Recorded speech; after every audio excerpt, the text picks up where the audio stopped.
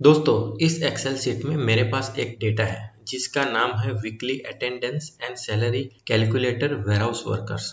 तो दोस्तों, यहाँ पर इस डेटा में ये जो एम्प्लॉय नेम देख रहे हैं वो है वेयरहाउस वर्कर, और यहाँ पर इस कॉलम में इसी वेयरहाउस वर्कर का एम्प्लॉय आईडी है जो आप यहाँ पर देख सकते हैं। हर एक एम्प्लॉय का एक यूनिक एम्प्लॉय आईडी है। अब यहाँ पर इस टेबल में इन सभी एम्प्लॉयज का अटेंडेंस रिलेटेड डेटा है। जैसे कि यहाँ पर मंडे, तो मंडे कौन कौन से एम्प्लॉय प्रेजेंट थे काम के लिए, तो यहाँ पर इनके एम्प्लॉय आईडी लिखे हुए हैं, जिससे ये पता चलता है कि मंडे ये सभी काम के लिए प्रेजेंट थे। उसी तरह यहाँ पर भी आप देख सकते हैं ट्यूसडे कौन कौन से एम्प्लॉय काम के ऊपर प्रेजेंट थे, मतलब कि कौन से एम्प्लॉय काम पे आए हुए थे और कौन से एम्प्लॉय काम पे नहीं आए हुए थे।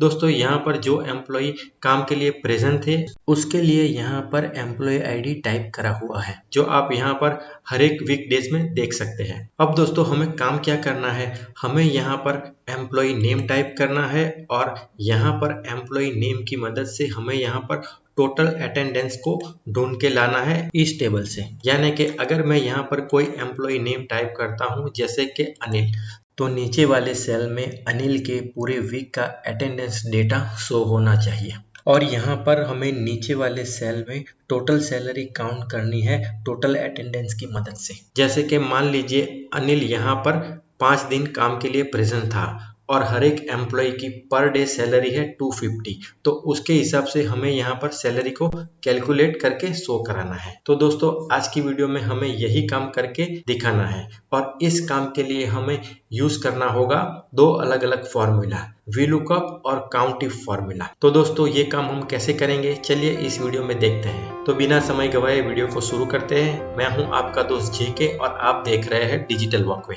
तो दोस्तों, यहाँ पर हमें एम्प्लॉय नेम टाइप करना है और उसकी मदद से हमें यहाँ पर टोटल अटेंडेंस को शो कराना है। तो दोस्तों, यहाँ पर आप देख सकते हैं अटेंडेंस टेबल में यहाँ पर एम्प्लॉय आईडी टाइप करे हुए हैं। तो सबसे पहले हम यहाँ पर वीलुकअप का फॉर्मूला लगाएंगे, और वीलुकअप फॉर्मूला की मदद से हम यहाँ पर एम्प्लॉय आईडी शो कराएंगे। तो सबसे पहले हमें यहाँ पर वीलुकअप का फॉर्मूला टाइप कर लेना है। पहला आर्ग्यूमेंट है लुकअप वैल्यू। तो दोस्तों, लुकअप वैल्यू हमारी कौन सी रहेगी, लुकअप वैल्यू के लिए हम यहाँ पर इस सेल में नेम टाइप करने वाले हैं, एम्प्लॉय के नेम टाइप करने वाले हैं। तो मैं यहाँ पर ये सेल सिलेक्ट कर लूंगा। हमें यहाँ पर इस सेल को लॉक करने की जरूरत नहीं है, क्योंकि हम यहाँ पर इस फॉर्मूला को हॉरिजॉन्टली या वर्टिकली कहीं भी ड्रैग नहीं करने वाले हैं, तो मैंने इस सेल को लॉक नहीं किया है। अब मैं कॉमा करूंगा।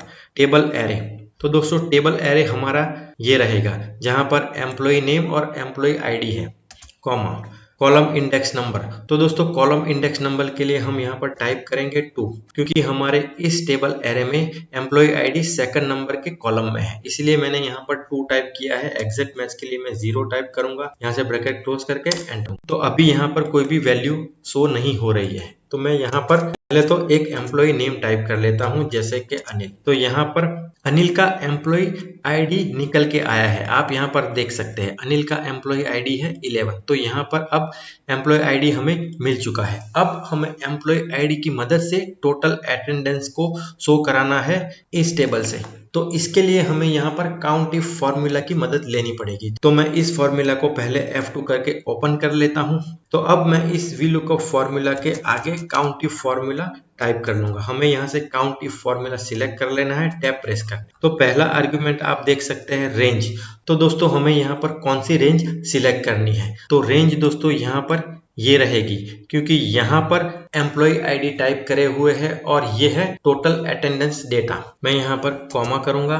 दूसरा आर्गुमेंट है क्राइटेरिया। तो दोस्तों, क्राइटेरिया कौन सा रहेगा, यहाँ पर इस टेबल में आप देख सकते हैं एम्प्लॉय आईडी है, तो हमारा क्राइटेरिया रहेगा एम्प्लॉय आईडी, और यहाँ पर हमने एम्प्लॉय आईडी ढूंढ के निकाला है वीलुकअप फॉर्मूला की मदद से। तो यहाँ पर ऑलरेडी वीलुकअप फॉर्मूला ही हमारा क्राइटेरिया रहेगा। तो मैं यहाँ पर लास्ट में आके ब्रैकेट क्लोज कर दूंगा और यहाँ से एंटर करके इस फॉर्मूला को क्लोज। तो अब आप देखिए यहाँ पर अनिल की टोटल अटेंडेंस शो हो रही है 5।